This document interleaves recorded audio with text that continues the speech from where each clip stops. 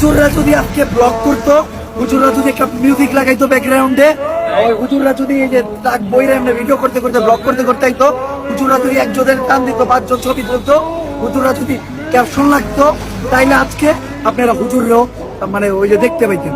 আপনারা অনেকে কমেন্ট করতেন এই দুর্দিনে আপনারা আগে গেলেন, ওই সেই আমাদের হুজুররা যারা ওই যে ওই আর্টিস্ট করতে গেছিল, ওই যারা ওই যে এই আন্দোলন এটা করতে গেছিল, ওটা করতে গেছিল। আমি ওই আজকে এই জন্য শুধু ভিডিওটা করলাম এই কারণে যে হুজুরদেরকে আমি দেখাই দিলাম আমাদের বাংলাদেশে মাদ্রাসার স্টুডেন্টরা এমন ভাবে অবহেলিত, এইটা মানা যায় না।